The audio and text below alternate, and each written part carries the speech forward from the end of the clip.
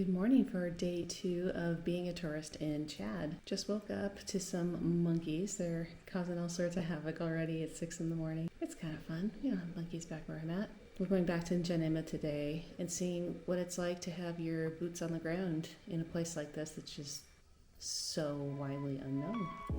Let's begin with breakfast back out in nature again. Eggs and bread is a pretty normal breakfast for Chadians. This is a really enjoyable place to be. It's just, it's so comfortable right now. Just the breeze with the trees. It's not too warm. Watching little lizards just running like crazy all over the ground here. And the secretary birds are just making all sorts of noises. They sound a lot like peacocks. Sometimes there's Wi-Fi, most of the time there's not. Forces you to get offline a little bit. I know I'm one to talk, I'm on the camera here, but no, it's very enjoyable. Unfortunately, we have to get back to N'Djamena, so I'm gonna grab my stuff and put it in the car and we're gonna get out of here. It takes long before we get to our first Chad type traffic jam. The road trip back is just as entertaining as it was coming out here.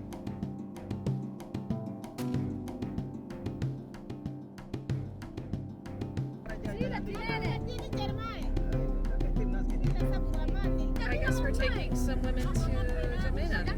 The day just got a little more interesting. Why are they going to N'Djamena? How long will they stay in N'Djamena? They come back afternoon. She can find nothing in N'Djamena. She keep the cow. Keep the cow. How much will she sell her milk for? Little money. Just a little penny? 70, 150. She uses that to buy flour, rice, and milk. If they could have any job, if they could go to N'Djamena and get a job, what would they do? They don't know how to work in N'Djamena because they don't know how to stay in the city. What he meant by this were things like not knowing how to use a bank, how to shop at a brick and mortar type store, how to pay bills, even how to stay or rent a hotel room, things like that. It never occurred to me that these are things we might take for granted, and simple things to us might be really hard for those who had nobody to teach or show them how. Puts things into perspective, don't you think? After this, the ladies were making way too many phone calls, so I enjoyed the ride on our way back. Let's see what a shop in Chad looks like. This feels like a small convenience type store with snacks and some foods for the road. Oh my goodness, they have Red Bulls. How much for a Red Bull? 500. 500 francs. Zero Coke. Oh no, this is Zero Coke. Buy something for you too. I take one.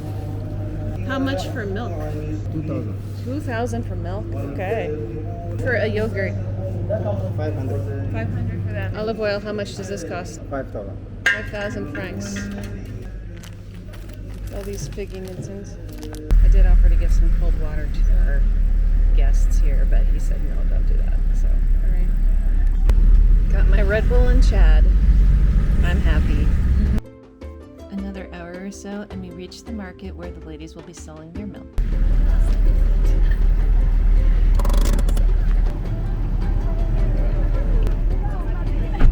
Bye, ladies! Back in the capital, I asked my guide about the flag of Chad. He explained the blue was for the sky, yellow for desert, and red for the blood of people who defended Chad.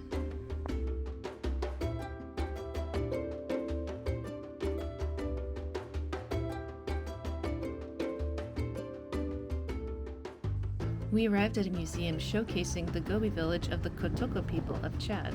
This village has been around since 600 BC. Right away, I find him fascinated with these idols they worshipped. You also see the clever way they fished on the river. Push the fish. Oh, that makes sense. And then it comes up and you catch those fish. That's awesome.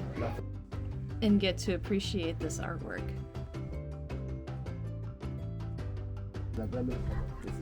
Welcome to the Queen's Hut. Definitely have to admit, duck. Oh, that's a pillow. Okay. They have a jar for cereals, as well as water. That's your water container. This is old style money. These rocks with the holes in it. How fascinating is that? This is a L'oiseau festival. survolant au-dessus cherche à descendre Worn tout bas. just like this. Lui, il va ramper pour voir quand même le. Now to the spot to see all the village.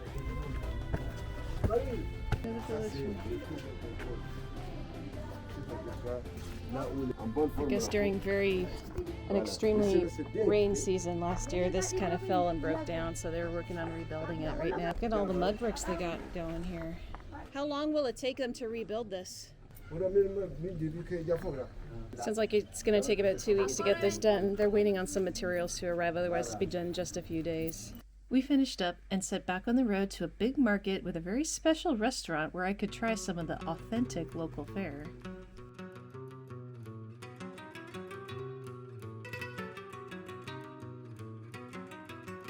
We've arrived at the Pudu market and we're going to go see some market experiences in Chad. It didn't take long to get overwhelmed at the crowds of people and the noise here. It was very busy, reminding me of Laos in Bangladesh.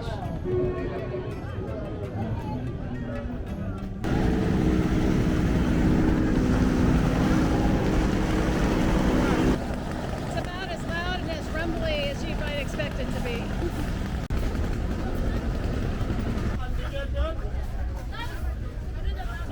There's lots of soaps around here, but it smells very strongly of cinnamon of all things right now. Then to the vegetable and spice area. This was surprising.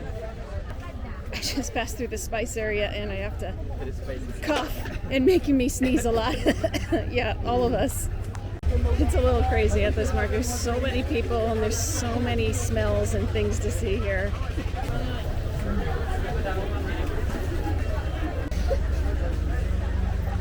We've arrived at the restaurant for me to have some authentic Chadian food. So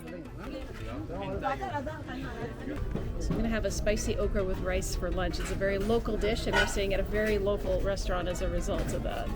I actually love this little hideaway from the chaotic market. It's very cozy and comfortable in here. Here's the okra with a special rice ball bread called fufus. This is the water they gave me to drink, but I think this is probably going to make me sick. I don't know if it's been cleaned. Like this.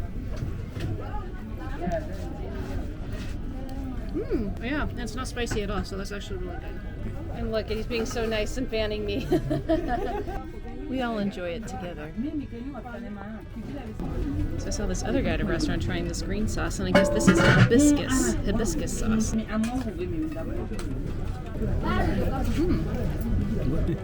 It doesn't taste like lemon, it tastes like peas. Yeah, it's good. It tastes, it's not sweet. It tastes like kind of peas, like a fragrant pea, not a spring sugar snap pea. And a little bit of a mineral taste to go with it too. That's very different. I like that a little bit more. My sweet guide is fanning me. He doesn't have to do that. So this entire meal, plus all of the fufus, was 1,500 francs, probably less than $3 US. That's incredible. Let's make our way slowly back to the car through all of these very chaotic scenes that just stimulate the eyes, ears, and nose everywhere you go. Here, baby.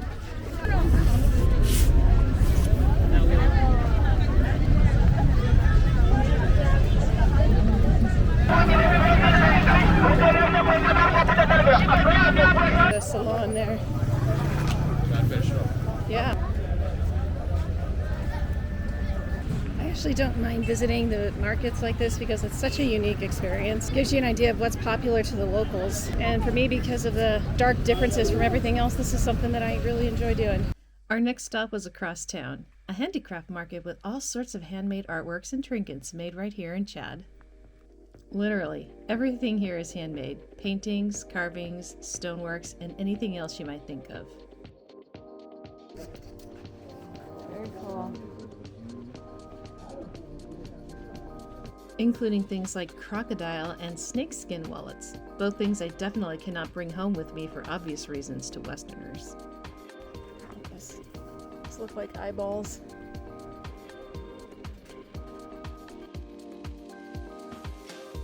It's a fun little trip to the little arts and crafts market. I don't think I've ever seen hand-painted postcards before, but I'm going to be sending this off to some friends. I already got all the stamps that I need for it, so I'll be able to do that tonight in the hotel before I go to bed. Speaking of the hotel, that's our last stop of the day. It's the end of the day, and it's been a really fun day going around the capital of Chad area. Saw a lot of stuff, got to do some cool interactions with people, see some local culture, and had some local foods, all the fun things that you do when you go traveling. We're in a hotel in N'Djamena, the capital right now, and this is nicer than what I expected. So let me show you real quick before I probably take a nap here what a room in N'Djamena, Chad would look like.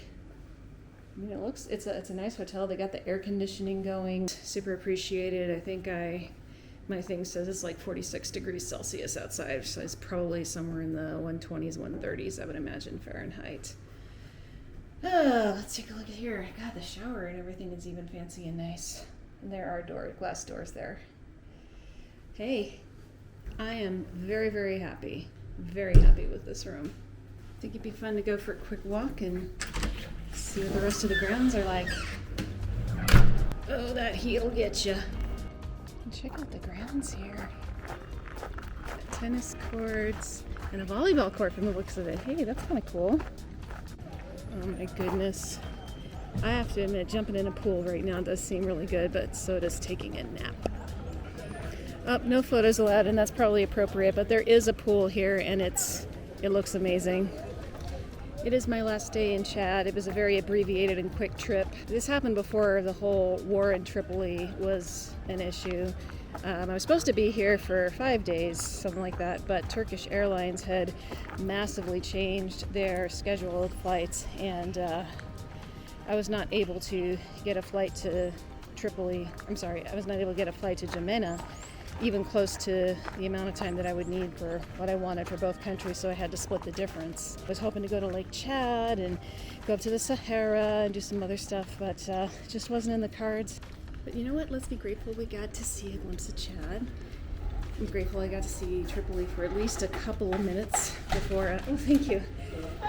Tripoli for a little bit before all chaos broke loose there. So you know what? Life could be a lot worse. All right, let's enjoy some supper before we head up for a nice long sleep. This is the gourmet salad. Foie gras with onion jam, little rocket salad. Oh my gosh, that's goat cheese. That's fried goat cheese. And with the citrus they have in here, the oranges and the avocado and everything. Oh my gosh, this is a delicious salad. There are no Chad type dishes here. I mean, you know you're at a tourist hotel because they only have kind of Western type dishes here, which I'm a little disappointed about, but you know, we're doing the best that we can, and I know that they have an audience to cater to. Tomorrow I actually leave all ready to go home. It's been a very whirlwind, just not even scratching the surface of Chad, and my guide has been fantastic. They've taken really good care of me. He's been reliable and worked very, very hard to make sure that I got to see the things that I could see, at least in this very brief time. Again, not their fault that we couldn't make it because of the plane change, but we sure did everything that we could that I had wanted to see with our abbreviated time, and I'm grateful for that. So thank you guys again. I will see you guys tomorrow for my very last night in Chad and of this vacation.